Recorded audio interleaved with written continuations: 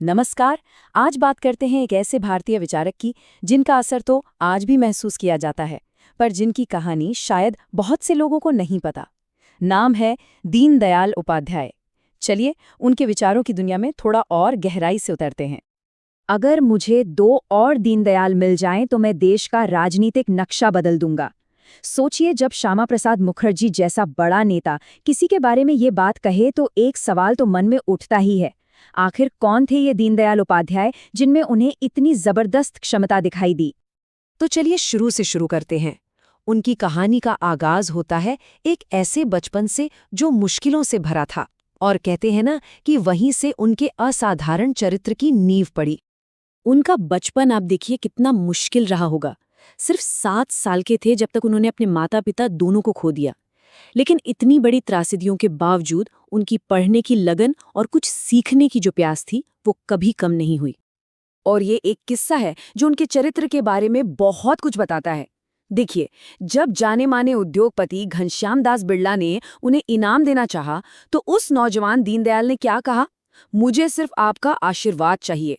मतलब पैसे रुपए से कहीं ज्यादा वो मूल्यों को अहमियत देते थे। ये घटना उनके इसी झुकाव को साफ दिखाती है। और बस यहीं से उनके जीवन में एक बहुत बड़ा मोड़ आता है। एक आरामदायक सुरक्षित करियर चुनने की जगह उन्होंने एक मुश्किल रास्ता चुना, अपना पूरा जीवन समाज की सेवा में लगा देने का। उन्होंने अच्छी खासी नौकरियों के ऑफर ठुकरा दिए और खुद को पूरी तरह से देश की सेवा में लगा दिया। वो सिर्फ सोचने वाले विचारक नहीं थे, वो एक कर्मयोगी थे। मतलब जो कहते थे वो करते थे। चाहे राष्ट्रधर्म प्रकाशन में एक पत्रकार की तरह काम करना हो या फिर सम्राट चंद्रगुप्त मौर्य जैसा उपन्यास लिखकर लोगों में देश के गौरव को जगाना हो, उनका हर एक काम बस राष्ट्र के लिए था। उनके जीवन के सारे अनुभव और उनकी जो गहरी सोच थी, उसका निचोड़ हमें उनके सबसे बड़े योगदान में मिलता है, और वो है एकात्म मानववाद का दर्शन। अब सवाल ये है कि ये है क्या? चलिए इसे थोड़ा आसान भाषा में समझते हैं। तो एकात्म मानववाद क्या है? देखिए, उस जमाने में दुनिया 2 हिस्सों में बटी हुई थी, पूंजीवाद और साम्यवाद। एक तरफ था पूंजीवाद जो सिर्फ व्यक्ति मतलब इंडिविजुअल पर बहुत जोर देता था, और दूसरी तरफ था साम्यवाद जो व्यक्ति को समाज के नीचे कुचल देता था। दीनदयाल जी ने कहा, नहीं, एक तीसरा रास्ता भी है। उन्होंने कहा कि व्यक्ति और समाज एक दूसरे से जुड़े हुए हैं, उन्हें अलग करके नहीं देखा जा सकता। एकात्म मानववाद का सीधा सा लक्ष्य है हर इंसान का संपूर्ण विकास, मतलब शारीरिक, मानसिक, बौद्धिक और आध्यात्मिक, और ये विकास अपनी संस्कृति की जड़ों से जुड़ा होना चाहिए। और इस दर्शन के जो लक्ष्य थे वो भी बिल्कुल साफ थे। एक ऐसा भारत बने जहां अलग अलग संस्कृतियां एक साथ फलें फूलें, हर एक इंसान को सम्मान और आगे बढ़ने का मौका मिले, और छुआछूत जैसी जो सामाजिक बुराइयां हैं उन्हें जड़ से उखाड़ फेंका जाए।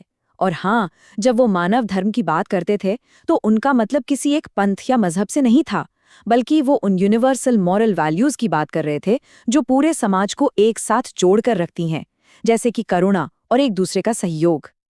राष्ट्रवाद को लेकर भी उनकी सोच बहुत अलग थी। उनके लिए भारत सिर्फ जमीन का एक टुकड़ा या पॉलिटिकल मैप नहीं था। नहीं, वो इसे भारत माता के रूप में देखते थे, एक जीती जागती इकाई जो अपने सभी बच्चों को एक भावनात्मक, एक इमोशनल रिश्ते में बांधती है। पर एक सवाल है, क्या ये सारी बातें सिर्फ किताबों तक ही थीं? नहीं, बिल्कुल नहीं। और यही बात तो दीनदयाल जी को इतना खास बनाती है। उनके काम और उनकी सोच में कोई फर्क नहीं था। चलिए कुछ किस्सों से समझते हैं कि वो अपने सिद्धांतों पर कैसे चलते थे। जरा ये किस्सा सुनिए। एक बार क्या हुआ कि उनका सामान गलती से ट्रेन के ऊंचे दर्जे वाले डिब्बे में रख दिया गया। जैसे ही सफर खत्म हुआ, वो खुद स्टेशन मास्टर के पास गए और जो भी किराए का फर्क था वो चुकाया। अब ये भले ही छोटी सी बात लगे, पर ये उनकी जबरदस्त ईमानदारी को दिखाती है। एक और उदाहरण है। एक बार उन्हें कहीं निजी काम से जाना था, तो उन्हें नगर पालिका की जीप ऑफर की गई। उन्होंने साफ मना कर दिया। उनका सिद्धांत एकदम क्लियर था, सरकारी संपत्ति किसी के निजी आराम के लिए नहीं होती। और ये किस्सा तो सीधा सीधा उनके स्वदेशी के सिद्धांत से जुड़ा है।